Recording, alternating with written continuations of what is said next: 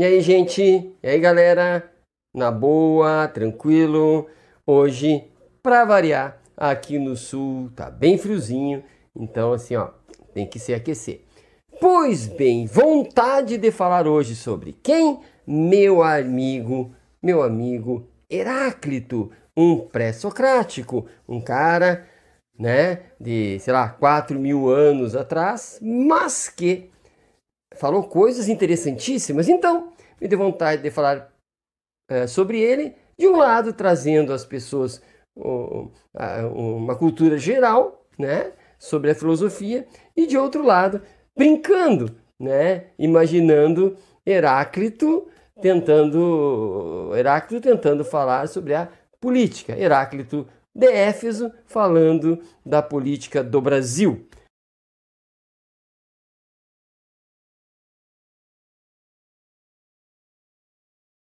Bem, primeiro vamos tentar assim jogar uma conversa fora rapidinho, entendendo o que nos falava Heráclito. Heráclito foi fantástico, porque ele tentava, né, de uma maneira obscura, mas ele tentava fazer com que nossos olhos vissem aquilo que era invisível.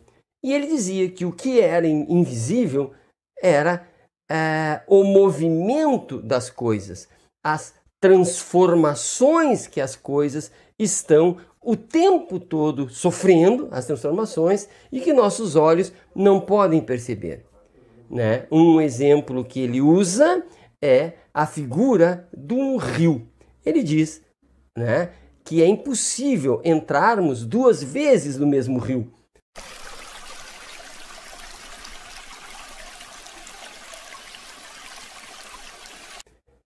E o que ele quer nos dizer, esse filósofo fantástico, ao dizer que nós não entramos duas vezes no mesmo rio? É que as águas, evidentemente, estão fluindo, portanto, nós nunca estaremos na mesma água. Ah, mas por qual motivo, professor? Porque ela está circulando, simplesmente por isso. Mesmo que eu ficasse parado, não seria o mesmo rio, porque a água estaria fluindo. Então, o que está invisível no rio? O movimento. Porque os olhos normais, tradicionais, corriqueiros, dia a dia, né, verão o rio, né? E não verão que não é o mesmo rio, né? Outro exemplo de uma ilusão, segundo Heráclito, é olhar uma pedra, né? Nós acabamos de ouvirmos, né, que tudo muda. Eu olho uma pedra e penso, mas a pedra não muda? Heráclito vai dizer que eu não estou vendo o invisível, porque na verdade a pedra não muda, né? Porque no tempo em que eu estou vivo, essa pedra está sob meus olhos. Mas nos milhares de anos, nós perceberemos que essa pedra virará pó. Então, durante a minha permanência, parece que a pedra não muda, mas é só me afastar para ver aquilo que os olhos não veem e eu perceberei que também está em transformação essa pedra que está comigo há 50 anos, 80 anos e parece que não muda, é sempre a mesma. Na verdade, ela está se deteriorando. Então, veja que a vida existe caminhando para a morte e a morte está caminhando para a vida. Por quê? Porque tudo reflui, tudo renasce. A semente, ela parece tão paradinha, mas ela está germinando. A árvore parece tão paradinha, mas está produzindo sementes. E podemos imaginar as pessoas dormindo, né, e sonhando. Sonhando e vivendo, porque sonham porque estão vivas. E um pouquinho acordam, um pouquinho dormem. E então Heráclito vai dizer que, na verdade, tudo muda. E a estabilidade, esta que meus olhos veem, é apenas uma ilusão. Nós somos tudo em movimento. E mais, é um movimento que luta entre si. Só ao dia, porque a noite luta para vencer o dia, que lutará para vencer a noite, dirá Heráclito. A semente só existe porque luta para germinar, né? Que luta para virar a árvore, que luta para fazer o fruto, que luta para fazer a semente de novo. O rio, ele está, a água, violentando violentando as suas moléculas, violentando o solo por onde a água escorre, para que ela possa se mover, para que ela possa se modificar. Os pedregulhos que giram no fundo do rio tentam se segurar e a corrente leva. Então, é uma luta e de contrários.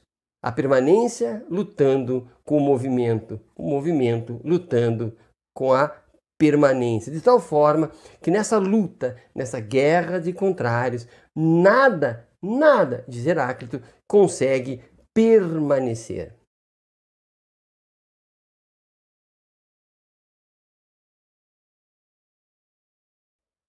Mas o lindo de tudo isso é que o mesmo Heráclito diria: agora que eu convenci de que tudo muda, de que tudo se movimenta e que não existe a permanência, vou alertá-los a algo que permanece. E aí fica o choque. Como assim? Imaginemos o rio. Mesmo as águas que passam e que nada deixam, porque elas passam, o que está de permanente na água? O movimento. O movimento é permanente. A pressão daquela água, a velocidade daquela água, a quantidade daquela água, diz que não chove, etc, né? É sempre a mesma. Há uma lógica naquela água. Ela nunca vai subir. Ela nunca parará. Porque há uma lógica, há uma coerência, há uma natureza naquela água. Percebam que a lógica, a coerência é que não se movimenta. Percebam que a pedra deixada ao relento vai seguir a mesma coerência, o mesmo movimento justo no tempo e ela será transformada em pó, né, em grânulos, da mesma maneira, se não sofrer interferência. A lógica, a coerência, o destino sempre será o mesmo. Sempre os humanos nascerão, morrerão, na mesma lógica, na mesma coerência. Então, Heráclito vai nos dizer: sim, tudo muda, o que não muda é a mudança.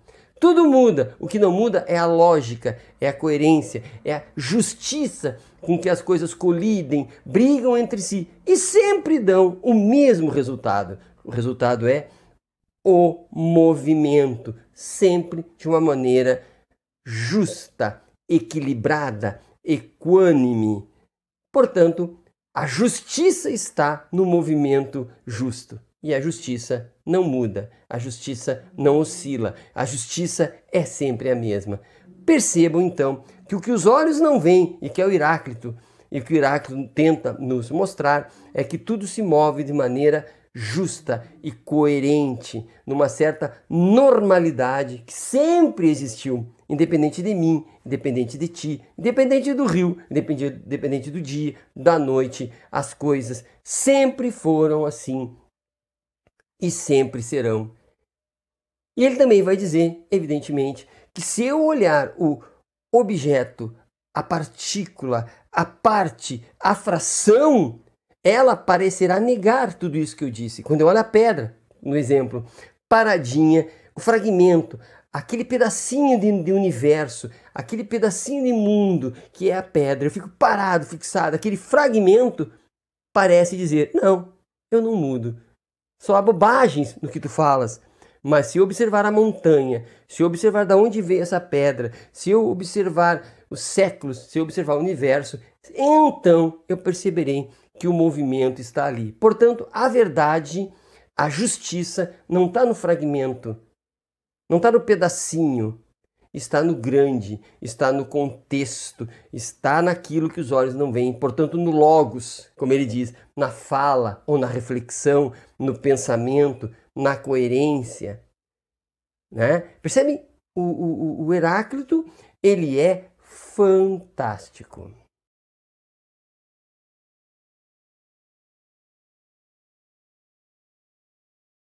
Supondo que eu tenha sido mais ou menos claro nessa ideia de movimento, luta, contrários, e a ordem com que o movimento e a luta e os contrários ocorrem sempre, essa lógica Essa coerência que está acima de tudo e que envolve tudo, mas não está fora de tudo. Ela está acima e ao mesmo tempo está dentro de tudo, porque as coisas vão se mover na mesma lógica e na mesma coerência. Vida, morte, etc, etc, etc.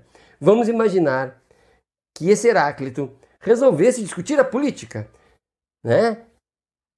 E disséssemos: olá, Heráclito! Tudo bem? O que é para ti política? Evidente que ele não pensou isso, né? Aqui é Amílcar e o Heráclito. Heráclito diria: ora, Amílcar, política é movimento. Política é contrário. Política, meu amigo Amílcar, é luta de diferentes. Política é movimento o tempo todo. Cada fragmento que tu olha da política só fará sentido no logos, no contexto da política. Se o partido X se uniu ao partido Y, entenda este movimento dentro de um contexto de movimentos, porque nunca entrarás na mesma política duas vezes, parafraseando o Rio, né? Tudo muda, Amílcar, e esse movimento de união é o mesmo movimento de separação. Não haverá nenhuma novidade quando as ideologias se aproximam, quando as ideologias se afastam, porque é do movimento. E se tu olhares, Amílcar, um fenômeno político, assim como tu olhavas a pedra parada, poderás que tu não compreenda, porque tu tenderás a achar esse fenômeno político tão parado quanto a pedra. Mas se tu olhares na história da política, na história desse próprio movimento, se tu imaginares no futuro, tu perceberás aquilo que os olhos não veem, que os olhos não treinados não veem, que é o movimento de contrários. Assim que se une, a desunião está chegando.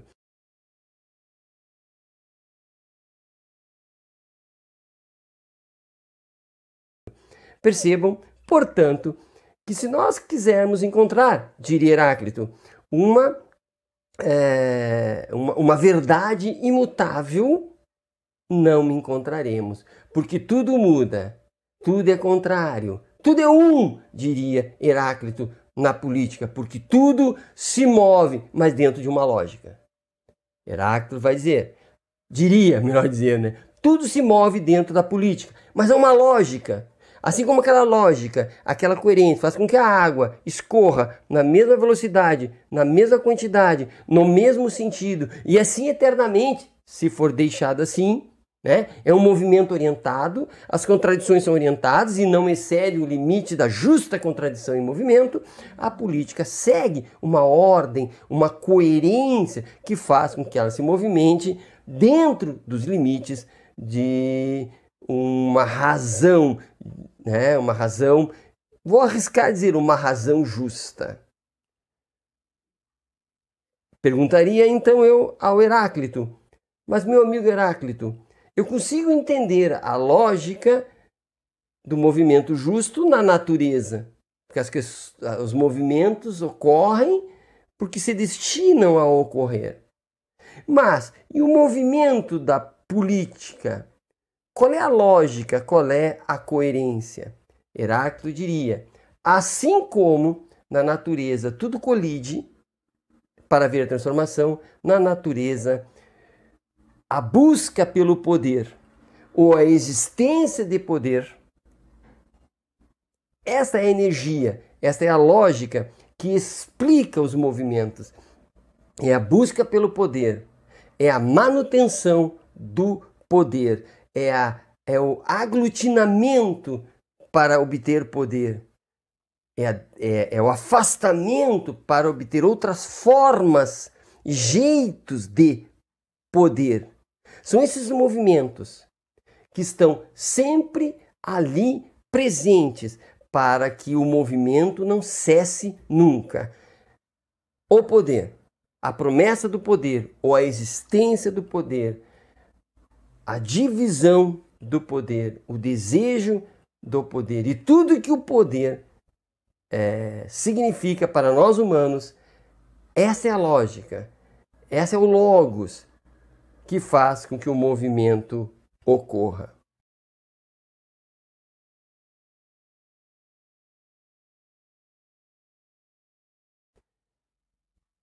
pensando Heráclito, pensando o movimento, a junção e a disjunção das relações na política, eu ainda acrescentaria um dever ser, né? No aspecto mecânico da política, no aspecto mecânico do movimento, eu diria, é o poder. É a disputa pelo poder, é a manutenção do poder, é a conceituação do poder, mas a existência dele, ou a ausência dele, movimentando as pessoas, as uniões e reuniões e desuniões mecanicamente. Mas eu diria que eticamente, ou seja, não mecanicamente, mas vamos ver aquilo que os olhos não veem na política. Eu diria, temos que acrescentar, dentro da liberdade do humano, de existir, agir e reagir, dentro da política e dentro do movimento, eu diria, é preciso que nós tentemos, dentro da liberdade, nos orientarmos através da ética. Sim, nos movimentaremos, é verdade. Não há paz, não há tranquilidade, não há estabilidade na política. É uma luta constante, sim, mas sempre meios éticos, e aí eu diria meios justos. E aqui a justiça seria avalizada pela reflexão, pelo pensamento ético, ou seja, o pensamento, a reflexão sobre de tudo aquilo que eu posso fazer para conviver com o movimento, o que é melhor para o desenvolvimento da dignidade humana, né? O que é melhor para que possamos viver mais e melhor? Porque uma coisa que o Heráclito talvez não soubesse, até porque ele não tinha interesse em saber sobre política, é que a política ela pode destruir aquilo que a mantém, ou seja, as próprias pessoas.